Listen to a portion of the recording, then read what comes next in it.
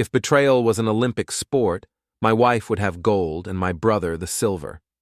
I'd be the guy holding the towels, wondering how the hell I got here. My name is Jamie Parish, J to everyone who matters, and I'm 38 years old with calloused hands, a bad back from crawling through crawl spaces, and apparently the worst instincts for reading people since the Trojans said, "Hey, nice horse." It started with a Facebook post. Beth, my wife of 16 years, mother of my 2 daughters, posted at 11:47 p.m. on a Tuesday. Some men think they're irreplaceable. Spoiler alert, they're not. 43 likes in 20 minutes. Her spin class friends commenting with fire emojis and, "You tell him, girl." I sat in my home office, still in my work clothes, staring at my laptop screen like it might explain what the hell just happened. I commented back, "You're absolutely right." Then I canceled our anniversary trip to Napa, $2,400, non-refundable. Instead, I booked myself a solo trip to Japan. Used the money I'd been saving for a new wedding ring. Her original had gotten too tight, she said. Funny how some things expand while others just get squeezed out. The group chat exploded. Beth's sister, Amanda. "Oh my God, Jay, what are you doing?" Her best friend, Carla. "This is so petty." Another friend, someone I'd barbecued for just last month. Men are such children. I turned off my phone and went to bed. Beth was already asleep, or pretending to be. Her breathing was too controlled, too even. I'd been married long enough to know the difference. The next morning, she was gone before I woke up. Coffee pot cold, no note. The girls, Becca and Brianna, 15 and 13 respectively, were getting ready for school with the efficient silence of kids who'd learned to navigate around their parents' moods.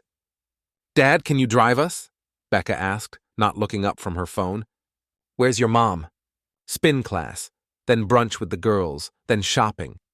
Brianna rolled her eyes. The usual. I dropped them off at Roosevelt High, watching them walk toward the building with their heads down, earbuds in. When had they gotten so distant? When had I? Parish Electric occupied a converted warehouse on the south side of town, the kind of neighborhood where industrial met residential in a messy sprawl of chain-link fences and corner stores. My grandfather started the business in 1962. My father expanded it. John, my older brother, and I had been running it together for the past 8 years since Dad's stroke. I pulled into my parking spot, the one with J. Parish painted in fading white letters, and sat for a minute, watching the morning crew load their trucks. Good men, most of them. Guys who showed up on time, did the work, went home to their families. "Morning, boss." Carl Hendricks, our senior project manager, knocked on my window. 62 years old, been with us since I was in high school. "You look like hell." "Feel worse." I got out, grabbed my coffee from the cup holder. "John in yet?" "About an hour ago. Locked in his office with the door closed. Phone calls." John's office was at the far end of the building, past the reception area where our assistants, Joanne and Mary, had worked for the past 12 years. They knew everything that happened in this company before it happened. "Morning, Jay." Joanne looked up from her computer. "Your brother said he didn't want to be disturbed." "Since when do I disturb him?" She gave me a look. Joanne was 55, had raised 4 kids, and could read people like electrical schematics. "Since this morning, apparently." I walked to John's office anyway. The door was closed, but I could hear his voice through the thin walls. Low, careful, the way he talked when he was trying to be charming. "Understand your concerns, but I think we can work something out." "No, Jay doesn't need to be involved in this conversation." "That's right, just between us for now." I knocked. The talking stopped. "Come in." John was behind his desk, phone cradled against his shoulder, papers spread in front of him. He looked up at me with the expression he'd perfected in childhood, the one that said he was doing something important and I was interrupting. "I'll call you back," he said into the phone, then hung up. "What's up, little brother?" "Who was that?" "Client." "Nothing urgent." He shuffled the papers into a stack, turned them face down. "How's Beth?" The question hit wrong. Too casual, too interested. John had never asked about Beth before. They were polite to each other at family gatherings, nothing more. She's fine. Why? Just asking. You seemed tense yesterday. When yesterday? At lunch. You barely said 2 words. I tried to remember lunch yesterday. We'd gone to Murphy's, like we did most Tuesdays. John had talked about a big commercial job, some new shopping center going up on the west side. I'd listened, nodded, paid for my sandwich. I'm fine, I said. Good. That's good. He leaned back in his chair. Listen, I've been thinking. Maybe it's time we talked about expanding, taking on some bigger projects. We've got more work than we can handle now. Different kind of work, commercial, industrial, the real money. We do fine. Fine isn't great, Jay. Fine is just fine. I stared at him. John was 41, 3 years older, and had spent our entire lives trying to prove he was the smarter brother. He'd gone to college, majored in business, came back with ideas about modernizing and expanding and reaching new markets. I'd learned the trade from the ground up, could wire a house blindfolded, knew every customer by name. What kind of expansion are you talking about? I've got some ideas. Let me put together a proposal. We'll sit down next week and go through it. John. Yeah? What aren't you telling me? He smiled. The same smile he'd used when we were kids, and Mom asked who broke the window. Nothing, brother. Just thinking about the future. I left his office with a knot in my stomach that had nothing to do with the gas station coffee. Joanne was watching me as I walked past her desk. Everything okay? She asked. Peachy. The rest of the day dragged. I rode with one of the crews to a residential job, helped them run wire for a kitchen remodel, physical work, something I could control. The homeowner, a woman about Beth's age, offered me coffee and complained about her husband. He thinks I don't know about the credit card, she said, leaning against the kitchen counter while we worked. $2,300 at Victoria's Secret, like I'm stupid. Maybe it was for you, I said, not looking up from the outlet I was installing. Honey, I haven't worn a thong since Clinton was president. The first Clinton. I finished the job and drove back to the shop. John's car was gone. His office door was closed. I tried the handle, locked. That evening, I got home to find Beth in the kitchen, cooking dinner. She was wearing a new dress, something I hadn't seen before. Red, fitted, the kind of thing she used to wear when we were dating. Smells good, I said. Chicken marsala, your favorite. It wasn't my favorite, but I didn't correct her. The girls were upstairs, music thumping through the ceiling. Beth moved around the kitchen with nervous energy, checking the oven, stirring the sauce, refilling her wine glass. How was work? She asked. Fine. How was your day? Good. Great, actually. I had lunch with Amanda, then did some shopping. Found this dress at Nordstrom, 50% off. It's nice. She turned to face me, wine glass in hand. Jay, I want to talk about something. Here it comes, I thought. Whatever this is, here it comes. I've been thinking about us. About our marriage, about whether we're happy. Are we not happy? I don't know, are we? I looked at her, really looked. Beth was 36, still beautiful in the way that made other men notice her at restaurants and school events. Blonde hair she spent $200 every 6 weeks to maintain. Green eyes, the kind of figure that came from spin classes and Pilates, and careful attention to what she ate. But there was something different now. A restlessness, a dissatisfaction that seemed to radiate from her like heat. I thought we were, I said. When was the last time we really talked? About anything that mattered? We're talking now. No, Jay. We're having a conversation. That's different. The oven timer went off. She turned away to check the chicken, and I saw her hands shaking slightly as she opened the door. Beth, what's going on? Nothing. Everything. I don't know. She set the pan on the stovetop, turned back to me. I feel like I'm disappearing. Like I'm just here. Wife, mother, that's it. No identity of my own. You could get a job. Go back to school, whatever you want.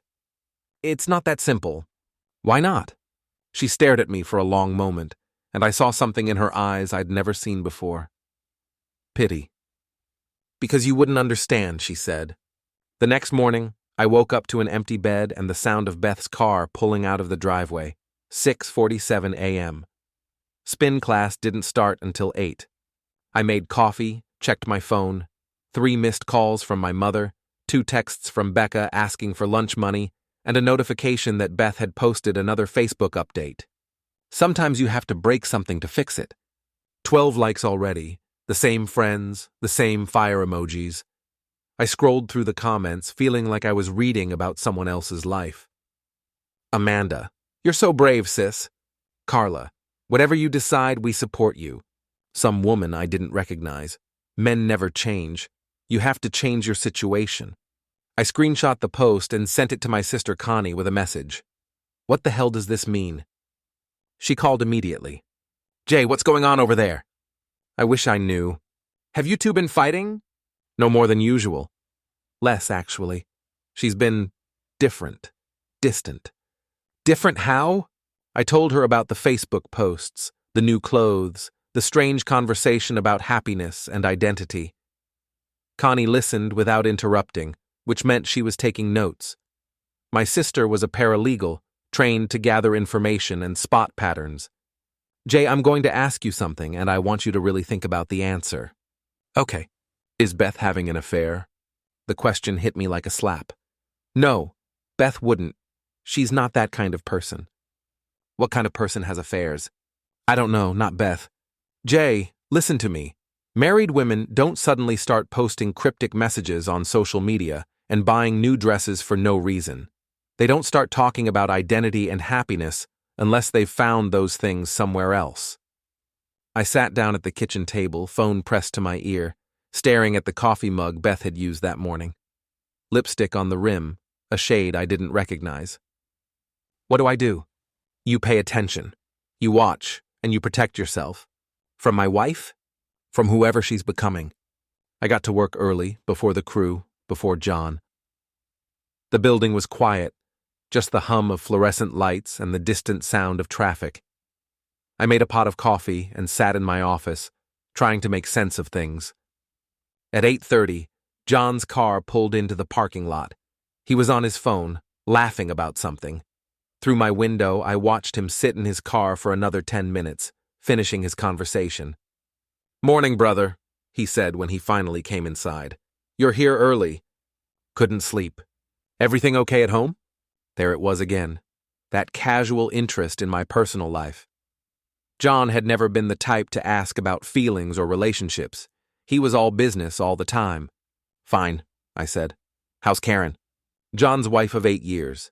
A nurse at the children's hospital, quiet, practical, the opposite of Beth in every way. She's good. Working nights this week, so I barely see her. That's rough. Actually, it's kind of nice. Having the house to myself, you know. Freedom to do what I want when I want. I studied his face. John looked different too, now that I was paying attention. Better groomed, maybe. New haircut. Was he wearing cologne? John, can I ask you something? Sure. That phone call yesterday, in your office. Who was it, really? His expression didn't change, but something shifted behind his eyes. I told you. A client. Which client? Jay, what's with the 3rd degree? I'm just trying to understand what's going on around here. You're talking about expansion, mysterious phone calls, locked office doors. It feels like you're planning something without me. I'm not planning anything without you.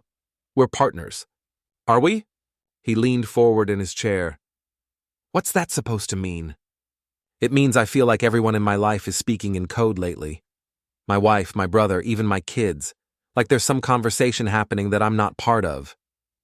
John was quiet for a moment, studying me the way he used to when we were kids, and he was deciding whether to tell me something or keep it to himself. Jay, can I give you some advice? Go ahead. Maybe the problem isn't that everyone else is speaking in code. Maybe the problem is that you're not listening to what they're actually saying. Before I could respond, my phone buzzed. A text from a number I didn't recognize. Check your email. You need to see this. A friend. I opened my laptop, logged into my personal email. One new message, no sender name, subject line, FYI. The message contained a single attachment. A photo. I clicked on it, and my world tilted sideways. Beth and John, in the parking lot of the Riverside Motel on Highway 50. She was pressed against the driver's side door of his car, his hands on her waist, their mouths locked together. The timestamp showed yesterday, 2:47 p.m., right after lunch. I stared at the screen until the image burned into my retinas. Then I looked up at John, who was still sitting across from my desk, still wearing that concerned expression. "You okay, brother?" he asked. "You look like you've seen a ghost." "Yeah," I said, closing the laptop. "Something like that." The rest of the day passed in a blur. I went through the motions, checked on job sites, reviewed invoices, returned phone calls, but my mind was stuck on that photograph. The casual way John's hands rested on Beth's waist. The familiarity of it, like they'd done this before. How long had it been going on? Weeks? Months? I thought back through recent conversations, looking for clues I'd missed. Beth's new interest in her appearance, John's sudden concern for my marriage, the locked office doors and mysterious phone calls, the expansion he wanted to discuss. Was that part of it too? Some plan to push me out of the business while he moved in on my wife?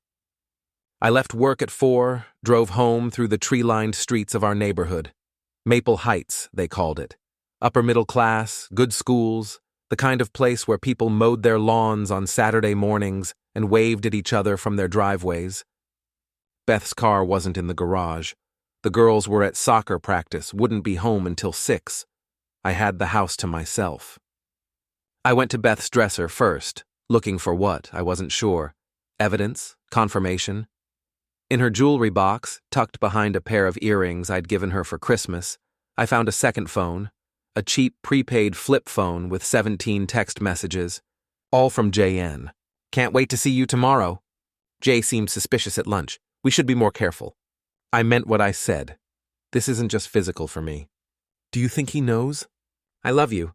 I sat on the edge of our bed, holding the phone, reading through months of messages. They'd been planning this, talking about me like I was an obstacle to work around. The business came up repeatedly. John wanted to restructure things, bring in outside investors, modernize operations. "Once we're together officially," he'd written, "we can run the company the right way." The front door opened downstairs. Beth's voice called out, "Jay, you home?" I put the phone back where I'd found it, closed the jewelry box, went downstairs.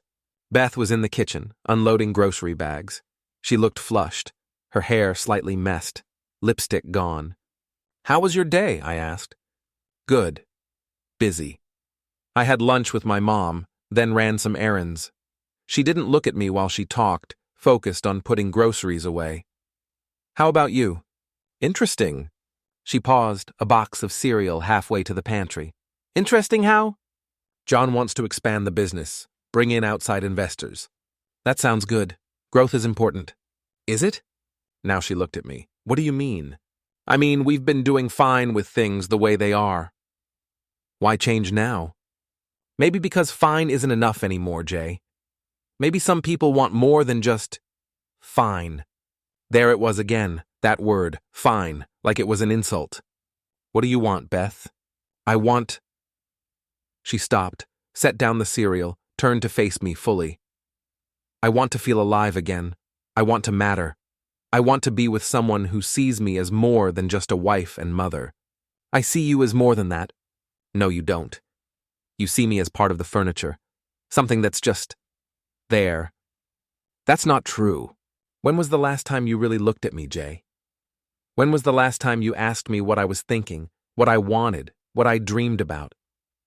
I stared at her, this woman I'd been married to for 16 years, and realized I didn't know how to answer that question. "I'm looking at you now," I said. It's too late. The words hung between us like a challenge. I could feel the moment stretching, waiting for me to say something that would change everything or keep everything the same. "Beth," I said finally, "are you having an affair?" She didn't flinch, didn't look away, didn't deny it. "Yes," she said. The word hung in the air between us like smoke. Yes. Simple, direct, devastating. "With who?" I asked, even though I already knew. Does it matter? It matters to me. Beth leaned against the kitchen counter, arms crossed, studying me like I was a stranger who'd wandered into her house. John, she said. How long? 4 months. 4 months. I did the math backwards, trying to pinpoint when it started. March, right around the time Beth had started going to that new spin class. The one that met at the same time John usually grabbed his morning coffee. Why? Because he sees me, Jay. He listens when I talk. He makes me feel like I'm worth something. And I don't? When was the last time we had a real conversation? When was the last time you asked me about my day and actually listened to the answer? I tried to remember, came up empty. I ask about your day. You ask if I had a good day. That's different. John asks what I did, who I saw, what I thought about. He remembers what I tell him. John is my brother. I know. He's married. I know that too. Beth, this is insane. You're destroying our family for what? Some middle-aged fantasy? Her face hardened. It's not a fantasy. It's real. What we have, what you and I have, that's the fantasy. We've been pretending to be happy for years. I wasn't pretending. Then you weren't paying attention. The front door slammed. Becca's voice echoed from the hallway. I'm home. What's for dinner? Beth and I stared at each other, the weight of our conversation settling between us like a wall. We'll finish this later, she said quietly. Will we? The girls don't need to hear this. Dinner was surreal. Beth served the chicken marsala she'd made the night before, reheated in the microwave. The girls talked about school, friends, weekend plans, normal teenage chatter that felt like it was happening in another dimension. I watched John's face and my daughter's features. Becca had his eyes, the same dark brown that could look warm or calculating depending on his mood. Brianna had his stubborn chin, the way it jutted out when she was determined about something. Had he thought about that when he was kissing their mother in a motel parking lot? Had Beth? Dad, you okay? Becca was looking at me with concern. You haven't said anything. Just tired, sweetheart. Maybe you should go to bed early tonight, Beth said. You look exhausted. The suggestion felt loaded with meaning. Go to bed early so she could text John maybe, make plans for tomorrow. After dinner, I helped clean up while the girls did homework upstairs. Beth and I moved around each other in the kitchen like dancers who'd forgotten the steps, careful not to touch, not to make eye contact. What happens now? I asked as she loaded the dishwasher. I don't know. Do you love him? She paused, a dinner plate halfway to the rack. Yes. Do you love me? I don't know. I nodded like that was a reasonable answer. Like my wife telling me she didn't know if she loved me was just another piece of information to file away. I'm going for a drive, I said. Jay, I need to think. I drove aimlessly through the suburbs, past strip malls and chain restaurants and housing developments that all looked the same in the dark. My phone rang twice, both times John's number. I didn't answer. At a red light, I called my sister. Connie, it's me. Jay? It's almost 10 o'clock. Beth's having an affair with John. Silence on the other end. Then, Jesus Christ. She told me tonight. 4 months, she said. I'm so sorry. I don't know what to do. What do you want to do? I want to drive to John's house and beat the shit out of him. That's not going to help anything.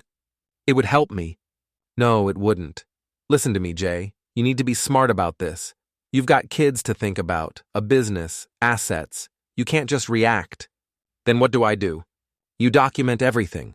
You protect yourself legally, and you figure out what you want your life to look like when this is over. I want my life to look like it did a week ago. That's not an option anymore. I drove home to find Beth already in bed, facing away from me, breathing in that controlled rhythm that meant she was awake but pretending not to be. I lay on my side of the bed. When had we started having sides? And stared at the ceiling until dawn. The next morning, John was waiting in my office when I arrived at work. We need to talk, he said. I'll bet we do. He closed the door behind him, took the chair across from my desk. He looked tired, older somehow, like the weight of what he'd done was finally settling on him. Beth told me, Beth tells you a lot of things, apparently. Jay, I want you to understand, Understand what? That you've been fucking my wife for 4 months? That you've been sitting across from me at lunch every day talking about business while you're planning to steal my family? It's not like that. What's it like, John? He ran his hands through his hair, the same nervous gesture he'd used since childhood when he was caught doing something wrong. It just happened. We didn't plan it. Bullshit. I saw the texts, John. You've been planning this. The business restructuring, the outside investors, all of it. You want to push me out so you can play house with my wife. The business is separate from this. Is it? Because from where I'm sitting, it looks like you want everything I have. That's not true.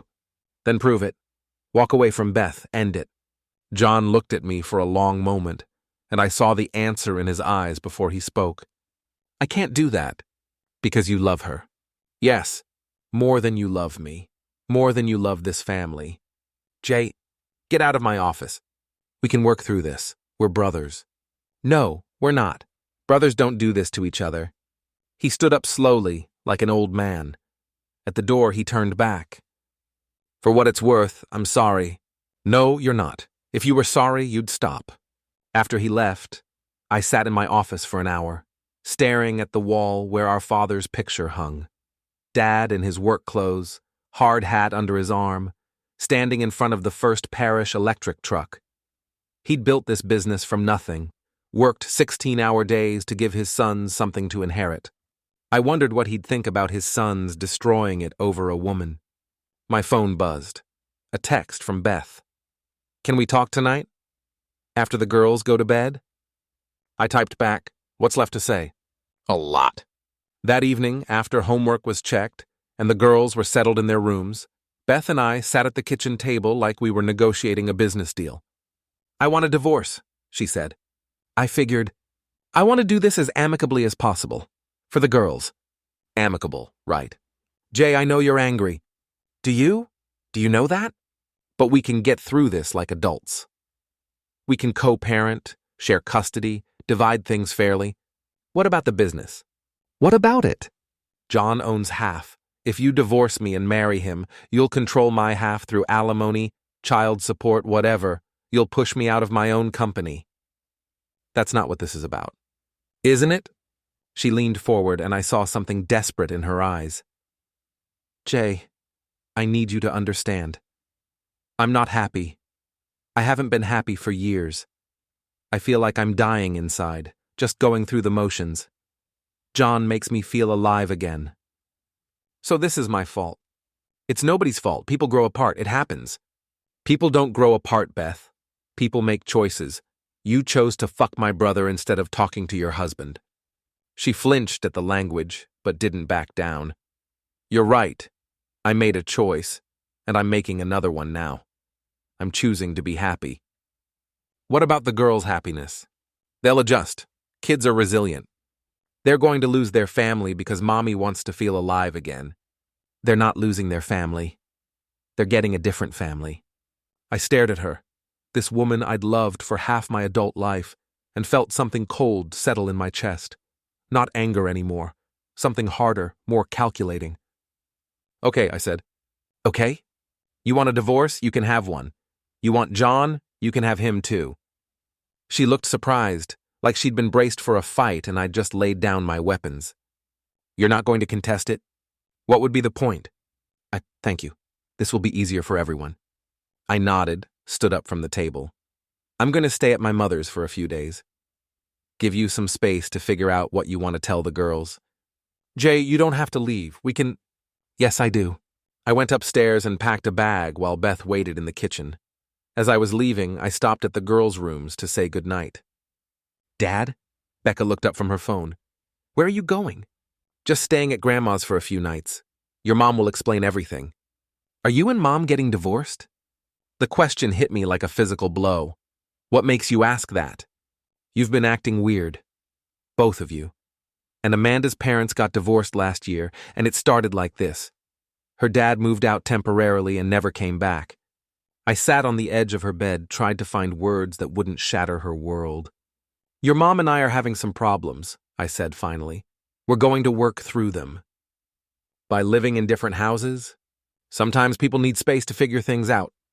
She nodded like she understood, but I could see the fear in her eyes. Fear that her family was falling apart, that nothing would ever be the same.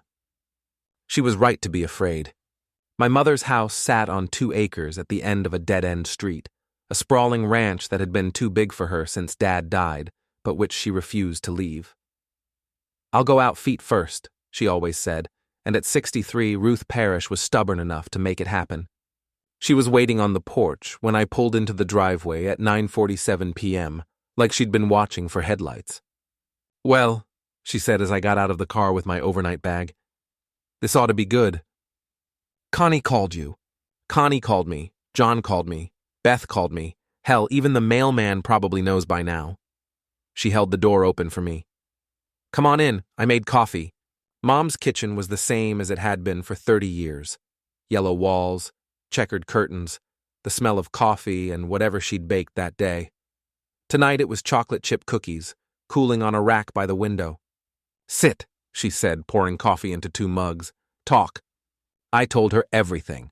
The Facebook posts, the mysterious phone calls, the photograph, Beth's confession, John's visit to my office. Mom listened without interrupting, her face getting harder with each detail. "That son of a bitch," she said when I finished. "Which one?" "Both of them, but especially John. Beth's not my blood. John is, and he knows better." "What do I do, Mom?" "What do you want to do?" "I want to hurt them both. I want to make them pay for what they've done to my family." She nodded approvingly. "Good, that's healthy. Connie says I should be smart about it. Document everything, protect myself legally. Connie's right. But being smart doesn't mean being passive." She leaned forward, her eyes bright with something that might have been anticipation. "Your father and I built that business from nothing. We sacrificed everything for it. I'll be damned if I'm going to let some cheating wife and backstabbing son tear it apart." "What are you thinking?" "I'm thinking John's about to learn why you don't steal from family." The next morning, I called in sick to work for the first time in 3 years. Instead, I drove to downtown and met with David Kellerman, the lawyer who'd handled Dad's will and Mom's estate planning. "Divorce is messy," he said, reviewing the notes I'd brought.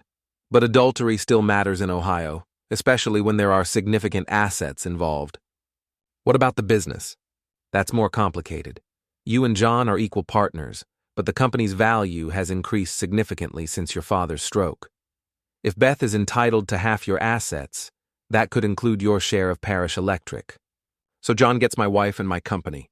Not if we're smart about it." Kellerman leaned back in his chair. "Tell me about your mother's involvement in the business." "She's technically retired, but she still owns the building. And she has a clause in the partnership agreement that gives her veto power over major decisions, including bringing in outside investors."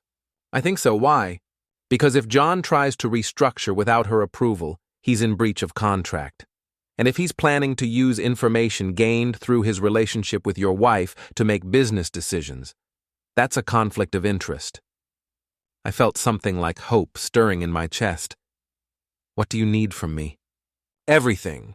Phone records, bank statements, credit card bills, any evidence of the affair, any documentation of John's business plans. We're going to build a case that protects your interests and makes it very expensive for them to cut you out." I spent the rest of the day gathering evidence. Beth's phone records showed dozens of calls to John's cell phone, often during business hours. Her credit card statements revealed charges at restaurants I'd never been to, hotels I'd never seen, lingerie stores I'd never heard her mention. The prepaid phone in her jewelry box was a goldmine. Months of text messages detailing not just their affair, but their plans for the future. John's ideas about modernizing the business, bringing in investors, eventually buying out my half of the company. "Once Jay's out of the picture," he'd written, "we can run things the way they should be run." "What about your mom?" Beth had replied. "She'll never go for it. Mom's old school. She'll come around when she sees the numbers." They'd underestimated Ruth Parish. My mother hadn't survived 40 years in the construction business by being sentimental about family. That evening, I drove back to the house to pick up more clothes and check on the girls. Beth's car was in the driveway, along with John's truck. I sat in my car for a moment, staring at the house where I'd lived for 8 years, where I'd raised my daughters, where I'd thought I was building something permanent. The living room windows glowed warm yellow, and I could see figures moving around inside. My family, having dinner without me. I used my key to let myself in. The sound of conversation and laughter drifted from the kitchen, normal family sounds that felt like a knife in my chest. Dad? Brianna appeared in the hallway, surprised. I thought you were staying at Grandma's. Just picking up some things. How are you doing, sweetheart? Okay, I guess. Uncle John's here. He brought pizza. Of course he did. Uncle John, swooping in to save the day with pepperoni and extra cheese. I found them in the kitchen. Beth, John, and Becca around the table, pizza boxes open between them. They looked up when I walked in, and the easy atmosphere evaporated. Jay, Beth said carefully, I wasn't expecting you. It's still my house. Of course, I just meant... Hello, brother, John said. He looked relaxed, comfortable, like he belonged here. How are you holding up? Terrific. Never been better. Dad, are you staying for dinner? Becca asked. The hope in her voice nearly broke me. No, sweetheart. I just need to grab a few things from upstairs. I went to the master bedroom, packed another bag with clothes and toiletries. From downstairs, I could hear them talking in low voices, probably discussing how to handle my unexpected appearance. In Beth's jewelry box, the prepaid phone was gone. I checked the nightstand, her dresser, the bathroom. Nothing. She'd gotten rid of it, probably warned by John to clean up any evidence. But they'd been sloppy for months. There would be other evidence, other mistakes. On my way out, I stopped in the kitchen again. Beth, I need to talk to you about the girls' schedules. Soccer practice, piano lessons, that kind of thing. We can handle it, John said. I looked at him, this man who'd been my business partner, my brother, my friend, who was now sitting at my kitchen table eating pizza with my daughters, planning a future with my wife. I wasn't talking to you, I said. Jay, Beth started. It's okay, John said, standing up. I should probably head home anyway. Karen's expecting me. The mention of his wife hung in the air like an accusation. John was cheating on his wife with my wife, and we were all pretending it was normal. Tell Karen I said hello, I said. I'm sure she'd love to hear about your evening. John's face went pale. Jay, don't what? Don't mention that you're here? Don't talk to your wife? What exactly are you asking me not to do? Don't make this harder than it has to be. Harder for who? Beth stood up, moved between us. Stop it. Both of you. The girls don't need to see this. She was right. Becca and Brianna were watching us with wide eyes, scared and confused. This was their family falling apart in real time, and they didn't understand why. You're right, I said. They don't need to see this. I kissed both girls goodbye, told them I loved them, and left my house for what I suspected might be the last time as its owner. Back at Mom's, I found her in the living room with a stack of papers spread across the coffee table. Partnership agreements, she said, without looking up. I've been reviewing the fine print. Find anything interesting? Oh, yes. Your brother's been very bad. She held up a document. According to this, any partner who engages in conduct detrimental to the business can be bought out at book value, not market value. What's the difference? About $2 million. I sat down across from her, feeling something like satisfaction for the first time in days. Define conduct detrimental to the business. Well, let's see. Using company resources for personal gain, misrepresenting the company to clients or vendors, creating conflicts of interest that could damage the company's reputation. She smiled grimly. Having an affair with your partner's wife probably qualifies. Can we prove it? Honey, I've been in business for 40 years. I can prove whatever needs proving. She was right. Over the next week, working with Kellerman and a private investigator Mom hired, we built a case that would have made the FBI proud. John had been using company credit cards to pay for hotel rooms and dinners with Beth. He'd been taking personal calls during business hours, sometimes for over an hour. He'd been meeting with potential investors without my knowledge or consent, promising them access to company finances and future projects. Most damaging of all, he'd been sharing confidential business information with Beth, who had no legal right to that information. client lists, bid amounts, profit margins, all of it documented in text messages and emails. He's handed us everything we need, Kellerman said, reviewing the evidence. Breach of fiduciary duty, misuse of company assets, violation of the partnership agreement. We can force him out and protect your interests in the divorce. What about Beth? Adultery, alienation of affection, and now conspiracy to defraud you of your business interests. She's not going to get the settlement she's expecting. I should have felt triumphant. Instead, I felt empty, like I'd won a game I'd never wanted to play. When do we move? Tomorrow I'll file the papers first thing in the morning. That night, I called both girls to say goodnight. Dad, when are you coming home? Brianna asked. I don't know, sweetheart. Mom says you and Uncle John are having problems with the business. Something like that. Is that why Uncle John's here all the time now? What do you mean? He's been staying over. Mom says he's helping out while you're gone. I closed my eyes, felt that familiar rage building in my chest. They weren't even trying to hide it anymore.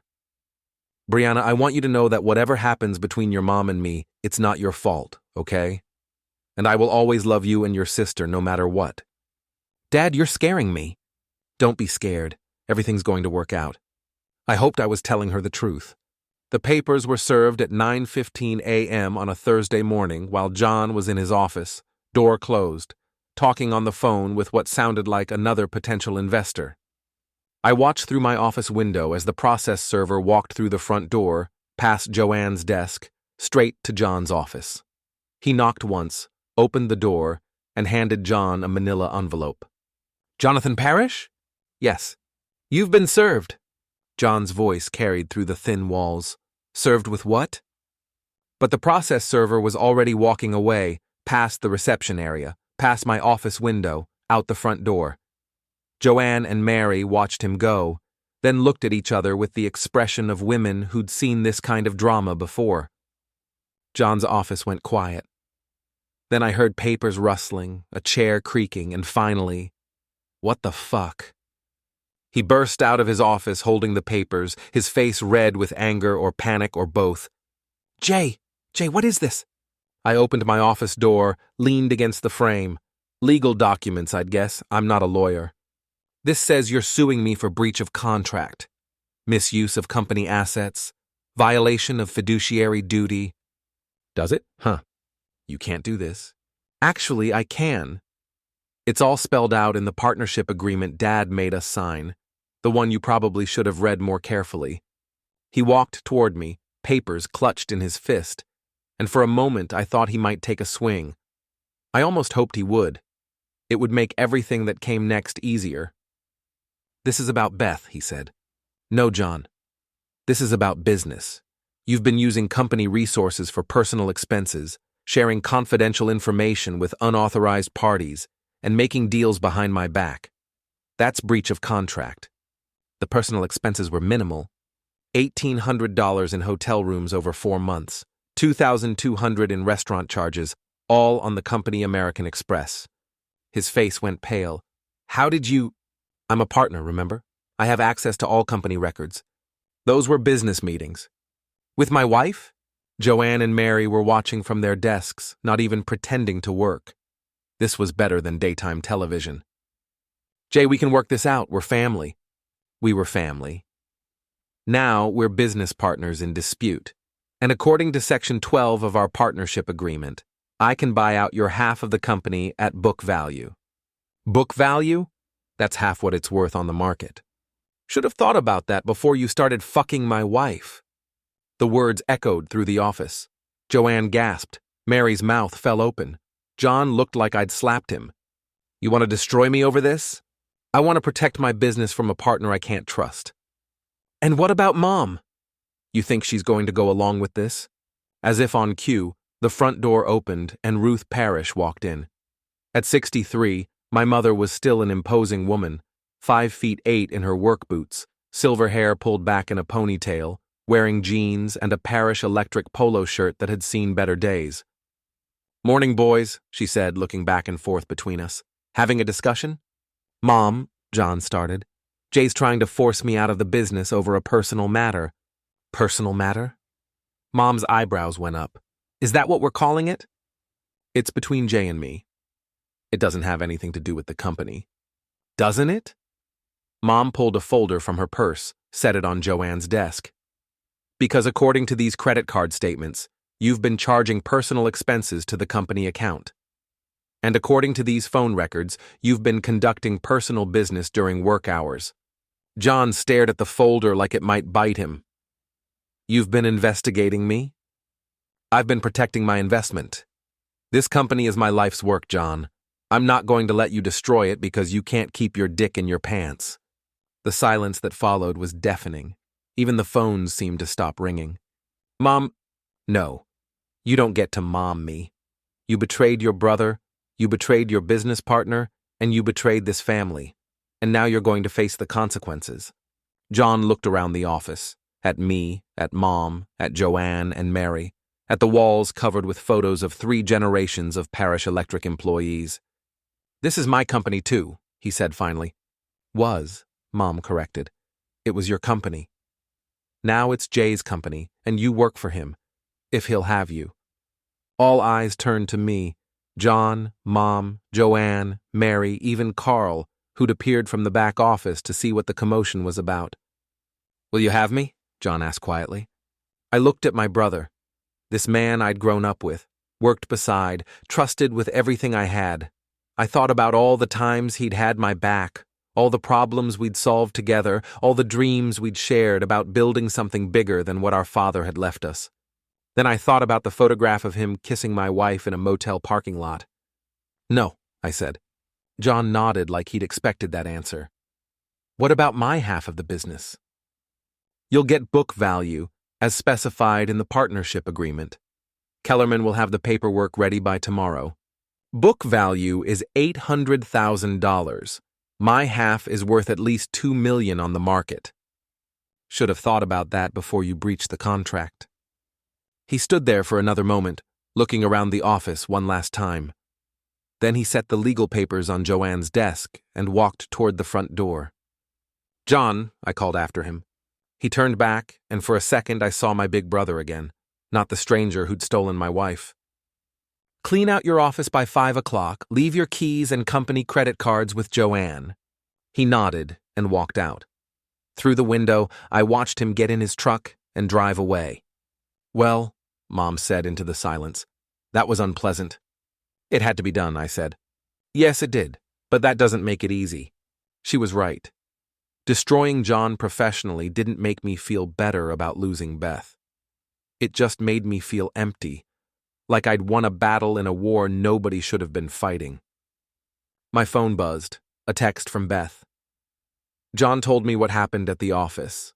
We need to talk. I showed the message to Mom. She snorted. I'll bet you do need to talk. Her meal ticket just got canceled.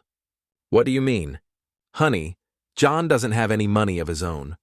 He's been living off his Parish Electric salary and the expectation of cashing out his partnership someday. Now that someday is today, and $800,000 doesn't go as far as $2 million. She was right. John lived in an expensive condo, drove a new truck, took vacations to places like Cabo and Aspen. His lifestyle required the kind of income that came from owning half a successful business, not from being bought out at book value. Think Beth knew that when she started this affair? I asked. I think Beth assumed John was wealthier than he is, and I think she's about to get a very unpleasant surprise. That evening I drove to the house to have dinner with the girls. Beth met me at the door, her face tight with anger. We need to talk, she said. After dinner. I want to see my daughters first. The girls were subdued, picking at their food, glancing back and forth between Beth and me like they were watching a tennis match. Dad, Becca said finally, are you and Uncle John fighting? We had a business disagreement. He seemed really upset when he left this afternoon. He was here this afternoon. He came by around 3, Beth said, to talk about what happened at the office. And nothing. We talked. After dinner, I helped the girls with homework, while Beth cleaned up in the kitchen. Normal domestic activities that felt surreal under the circumstances.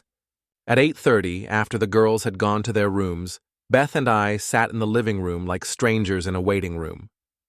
You destroyed him, she said. I enforced a contract. You know it's not that simple. Actually, it is that simple. John violated the terms of our partnership agreement. The penalty for that violation is buyout at book value. It's all spelled out in black and white. He made some mistakes. He stole from the company to pay for hotel rooms where he could fuck my wife. That's not a mistake, Beth. That's a choice. She flinched, but didn't back down. What about my choices? What about what I want? What do you want? I want to be happy. I want to be with someone who loves me. And John loves you? Yes. Enough to give up his career for you? He didn't give up his career. You took it from him. I gave him a choice. He could end the affair and keep his job, or continue the affair and lose his job. He chose you. That's not fair. Fair? I stared at her. You want to talk about fair? Is it fair that I found out about your affair from an anonymous email? Is it fair that my brother has been planning to push me out of my own company? Is it fair that my daughters are going to grow up in a broken home because their mother decided she wasn't happy? People get divorced, Jay. It happens. People get divorced when their marriages don't work. Our marriage was working fine until you decided to fuck my brother. Our marriage hasn't worked for years. You just weren't paying attention. Maybe she was right. Maybe I had been oblivious to her unhappiness, too focused on work and the kids and the day-to-day business of living to notice that my wife was dying inside. But that didn't excuse what she'd done. It didn't excuse the lies, the betrayal, the casual cruelty of carrying on an affair with my own brother. What happens now? I asked. Now we get divorced. We divide our assets, work out custody, and move on with our lives. And John? John and I will figure things out. With what money? He just lost his job and his business. $800,000 sounds like a lot, but it won't last long if he's trying to support 2 households. For the first time, Beth looked uncertain. He'll find another job. Doing what?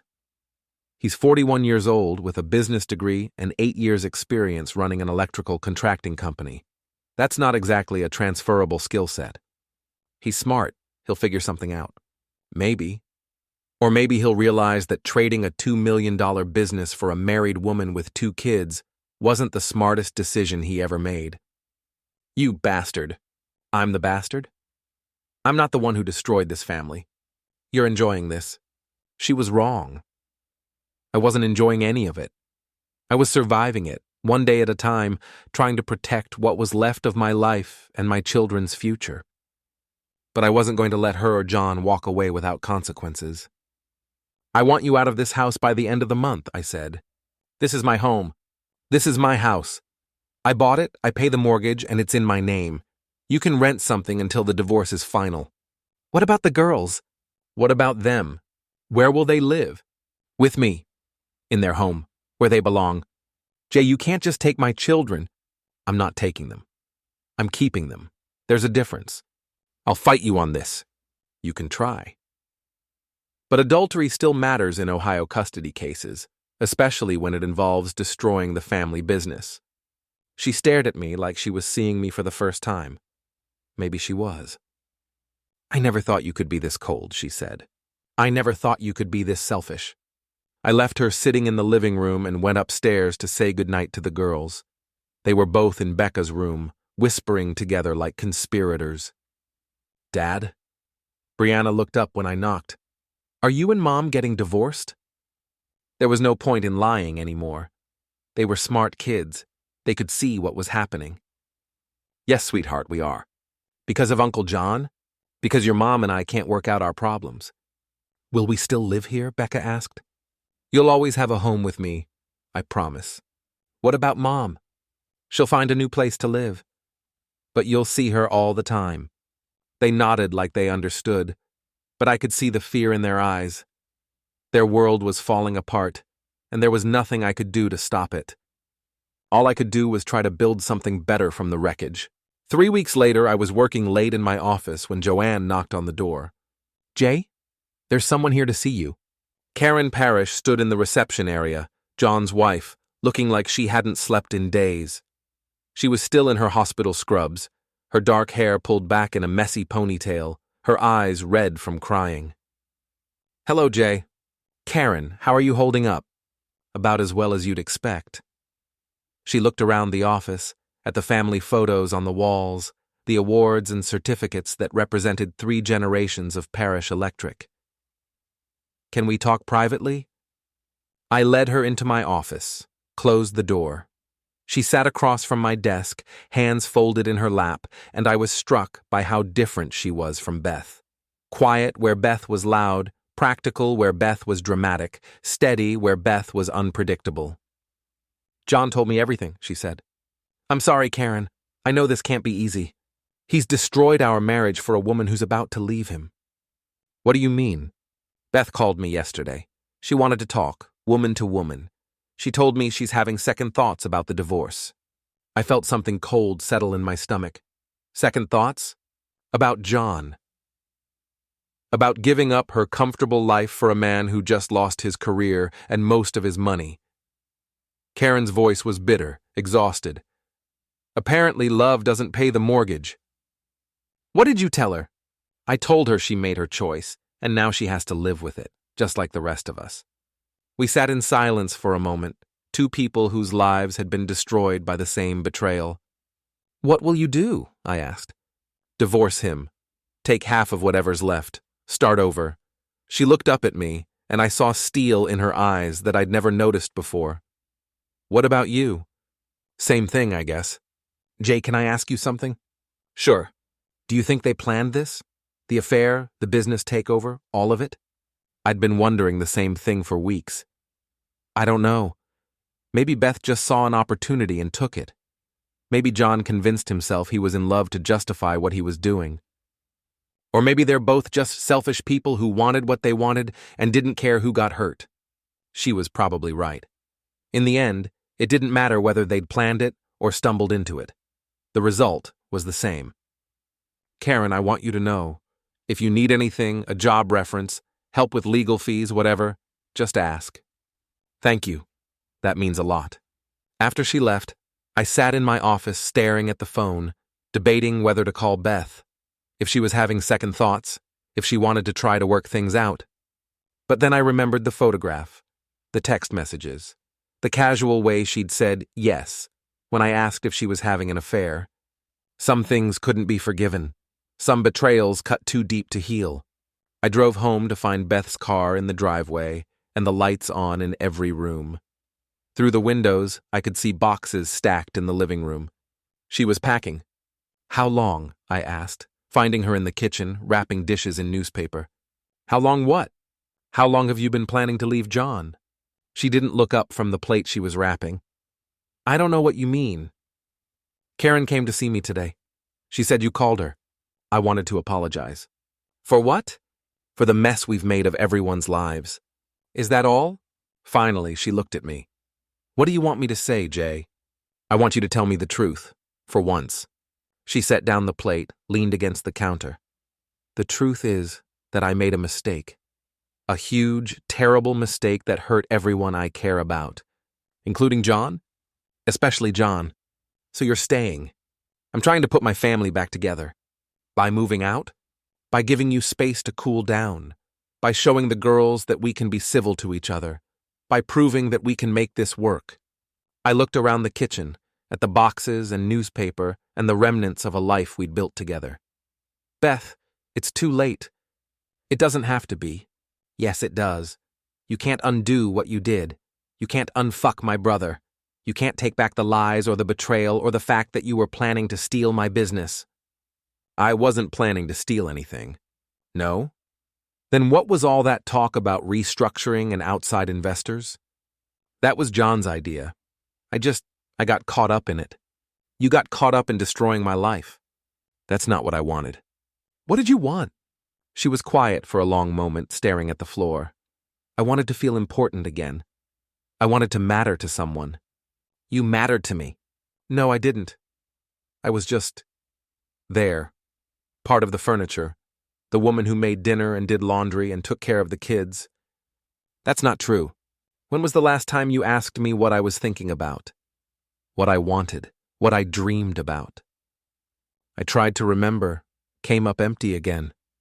Maybe she was right. Maybe I had taken her for granted, assumed she was happy because she never said she wasn't. But that didn't excuse what she'd done. "Where will you go?" I asked. "I found an apartment downtown, 2 bedrooms so the girls can stay with me sometimes." "Sometimes?" "I'm not going to fight you for custody, Jay. They need stability, and you can give them that better than I can right now." "What about John? What about him? Are you going to keep seeing him?" "No, that's over." "Does he know that?" "He will." I nodded, not sure whether to feel relieved or disappointed. Part of me had wanted her to choose John, to make the betrayal complete so I could hate her without reservation. "The girls don't know I'm moving out yet," she said. "I want to tell them together when you're ready." "When will that be?" "Soon. This weekend, maybe." "Beth?" "Yeah?" "Why didn't you just ask for a divorce? If you were that unhappy, why not just end it cleanly?" She was quiet for so long I thought she wasn't going to answer. "Because I was scared," she said finally.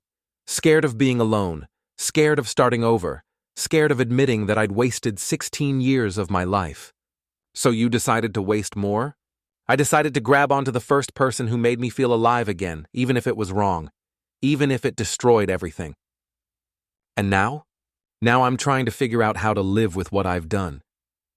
That weekend we told the girls together. Becca cried. Brianna got angry, accused us of being selfish, stormed out of the room. Normal reactions to an abnormal situation. Beth moved out the following Tuesday. I helped her load boxes into her car, a surreal domestic scene that felt like something from someone else's life. "Take care of yourself," she said as she got behind the wheel. "You too." "Jay?" "Yeah?" "I really am sorry for all of it." I watched her drive away, then went back into the house that was now just mine and the girls. It felt empty, too quiet, like a stage after the play has ended. But it also felt clean, free of secrets and lies and the constant tension that had filled it for months. My phone rang, John's number. I almost didn't answer, but curiosity got the better of me. "What do you want, John?" "I want to apologize." "Okay, apologize." "I'm sorry, Jay. For everything, for Beth, for the business, for betraying your trust. I fucked up, and I know it." "Yes, you did.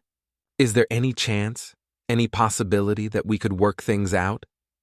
I know I don't deserve it, but we're brothers. Family. Family doesn't do what you did. I know, but maybe we could try to rebuild something. Not the business, I understand that's over, but maybe we could find a way to be brothers again." I thought about it, about all the years we'd worked together, all the problems we'd solved, all the dreams we'd shared, about Christmas mornings and birthday parties and the way he'd taught me to throw a curveball when I was 8 years old. "I don't think so," I said. "Jay, you made your choice, John. You chose Beth over me, chose your dick over your family, chose short-term pleasure over long-term consequences. Now you get to live with that choice." "She left me." "I know. I lost everything, my wife, my business, my brother, everything." "Yeah, you did. Doesn't that mean anything to you?" "It means you're finally understanding what betrayal costs." I hung up and turned off my phone. That night, I made dinner for the girls, spaghetti and meatballs, their favorite. We ate in the kitchen, talking about school and friends and weekend plans, normal family conversation that felt like a small miracle. "Dad?" Becca said as I was loading the dishwasher. "Are you okay?" "I'm getting there, sweetheart." "Do you miss Mom?" "I miss the mom she used to be, the family we used to have." "Will she ever come back?" "No, honey. She won't. But that doesn't mean we can't be happy without her." "Promise?" "I promise." And for the first time in months, I meant it. 6 months later, Parish Electric was thriving. Without John's expensive ideas about expansion and modernization, we'd focused on what we did best: residential and small commercial work, quality service, fair prices. The company was more profitable than it had ever been. I'd hired 2 new electricians and promoted Carl to project manager. Joanne and Mary ran the office with military precision. Mom still came in twice a week to review the books and offer unsolicited advice about everything from employee benefits to my dating life. "You need to get out there," she said one Tuesday afternoon, reviewing the monthly profit and loss statements. Meet someone new. I'm not ready for that. You're 40 years old, Jay. How long are you going to punish yourself for other people's mistakes? I'm not punishing myself. I'm just focused on other things right now. The girls need to see you happy. They need to know that love doesn't always end in betrayal. She was probably right, but I wasn't ready to trust anyone with my heart again. Maybe I never would be. That evening, I picked up the girls from school and took them to dinner at their favorite restaurant. They were doing well, all things considered. Good grades, active in sports and school activities, adapting to the new reality of divorced parents. Beth saw them every other weekend and one night during the week. She'd gotten a job at a marketing firm downtown, was dating someone new, a divorced father of two who seemed nice enough from what the girls told me. John had moved to Columbus, found work with a construction company. I heard updates occasionally through mutual friends, but we hadn't spoken since that last phone call. "Dad," Brianna said over dessert, "Jenny Morrison's parents are getting divorced." "I'm sorry to hear that." She asked me what it was like, having divorced parents. "What did you tell her?" I told her it sucks at first, but you get used to it. And sometimes it's better than having parents who fight all the time. "Do you really think that?" "Yeah. You and Mom are nicer to each other now than you were before." She was right. Beth and I had found a way to be civil, even friendly, for the girls' sake. We attended school events together, coordinated schedules, made decisions about discipline and activities without drama. It wasn't the family I'd planned, but it was a family that worked. That night, after the girls were asleep, I sat in my home office reviewing contracts for the next day's jobs. Normal work, the kind that had sustained 3 generations of Parish men. My phone buzzed. A text from an unknown number. "Saw your truck at Murphy's today. Thought about saying hi but wasn't sure you'd want to see me. Hope you're doing well. John." I stared at the message for a long time, then deleted it without responding. Some bridges once burned couldn't be rebuilt. Some betrayals cut too deep to heal. But that was okay. I'd learned to live without my brother, just like I'd learned to live without my wife. I'd learned that family wasn't just about blood, that trust had to be earned, that happiness was something you built for yourself, not something you waited for someone else to give you. I'd learned that sometimes the best revenge was simply living well. The next morning, I woke up in my own bed, in my own house, surrounded by the life I'd built from the wreckage of the life I'd lost. The girls were getting ready for school, the coffee was brewing, and Parish Electric was waiting for another day of honest work. It wasn't the life I'd planned, but it was a good life, a life worth living. And that was enough. The end. Don't forget to hit like, subscribe, and turn on the bell so you don't miss the next story. Write in the comments from which city you are watching.